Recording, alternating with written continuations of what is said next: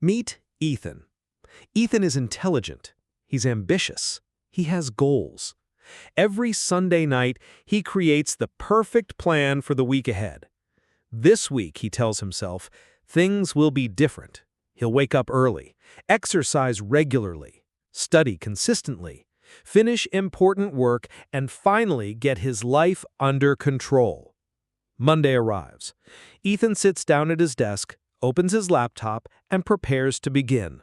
But before he starts, he checks a message. Just one message. That message leads to another, then another. Soon he's watching a video, then reading comments, then scrolling through social media. An hour disappears. Ethan feels guilty. So he tries again. This time he opens his work document, but his phone vibrates. A notification appears. His attention shifts. 5 minutes later, he's reading something completely unrelated to the task he intended to do. Again and again and again. By the end of the day, very little has been accomplished. That night, Ethan stares at his unfinished to-do list.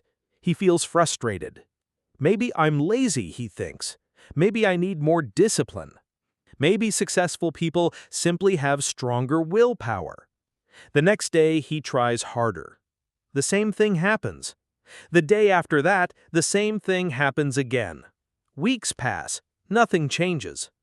Now here's the interesting part.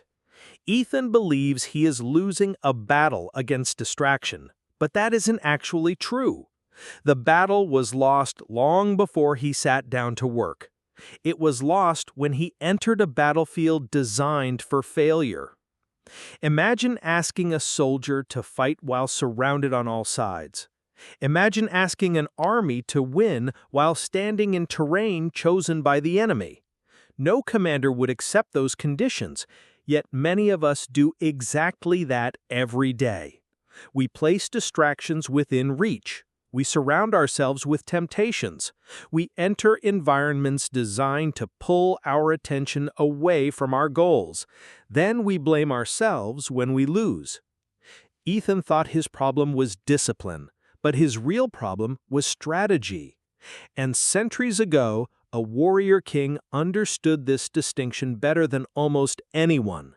He faced enemies larger than his army, richer than his kingdom, more powerful than his forces. Yet he repeatedly emerged victorious, not because he was stronger, not because he had more resources, but because he understood one timeless principle: never fight on the enemy's terms. His name was Shivaji Maharaj, and his greatest lesson was not how to win battles, it was how to choose the battlefield itself. In 1659, Afzal Khan, a powerful general of the Bijapur Sultanate, marched toward the lands of Shivaji Maharaj. On paper, Afzal Khan had every advantage: a larger army, greater resources, and the confidence of a powerful empire behind him. If Shivaji Maharaj met him in an open battlefield, the result could have been disastrous. A smaller force fighting in open ground would be forced to play by the enemy's rules. But Shivaji Maharaj saw the battle differently. He understood that victory does not begin when swords clash. Victory begins when you decide where the clash will happen. So instead of facing Afzal Khan in the open, Shivaji Maharaj moved toward the rugged hills, forests, and narrow approaches around Pratapgarh Fort. To some, it may have looked like retreat, but it was not retreat, it was positioning. The terrain around Pratapgarh changed everything. A large army needs space to move, form ranks, and use its numbers. But in steep paths, dense forests, and narrow passages, size becomes difficult to manage. The very landscape began to weaken Afzal Khan's greatest advantage. Then came the famous meeting between the two leaders. Afzal Khan called for a personal encounter, presented as peaceful, but Shivaji Maharaj suspected danger and prepared carefully. He wore concealed protection beneath his robes. He also carried the wagnak, the tiger claws, hidden for close combat. When Afzal Khan allegedly tried to attack him, Shivaji Maharaj was ready. In that moment, the trap turned against the trapper. As confusion spread, Shivaji Maharaj's forces used the surrounding hills and forests to strike with speed and coordination. Afzal Khan's army struggled to respond. The battlefield had already been chosen, and that choice proved decisive. Shivaji Maharaj did not win because he had more soldiers. He won because he refused to fight under conditions designed for his enemy. He turned geography into strategy. He turned preparation into power. He turned the environment into an ally. That is the deeper lesson. The smartest leaders do not only ask, "How do I fight harder?" They ask, "What situation will make success more likely?" Centuries later, psychology would give this idea a name: situation selection. That night, Ethan couldn't stop thinking about Shivaji Maharaj. One idea kept replaying in his mind. Shivaji Maharaj didn't defeat stronger enemies by fighting harder. He defeated them by choosing the battlefield. As Ethan lay in bed, he wondered, what if I've been making the same mistake?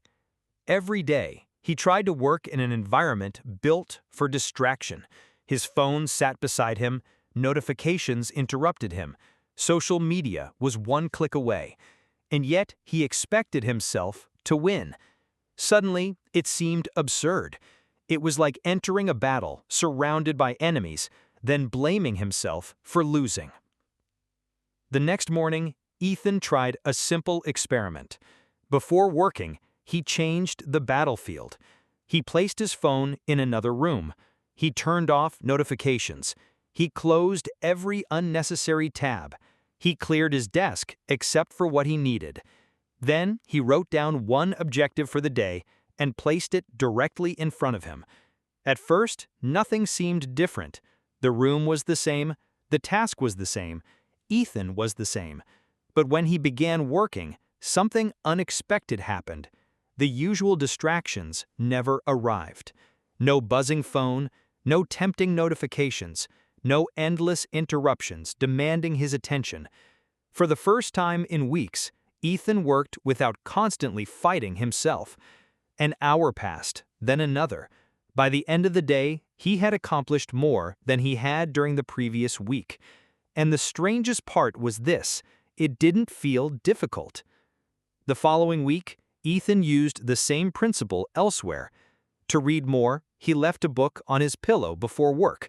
To exercise, he placed his workout clothes beside his bed. To eat healthier, he stopped buying the foods that tempted him. Little by little, he stopped relying on willpower. He started designing his environment. The results were immediate. Goals that once felt impossible became manageable.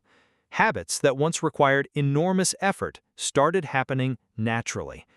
And that's when Ethan understood the lesson Shivaji Maharaj had mastered centuries ago. Most people focus on winning the battle. Great strategists focus on choosing the battlefield.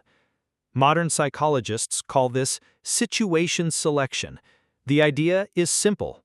Instead of depending on self-control after temptation appears, create conditions where temptation is less likely to appear at all.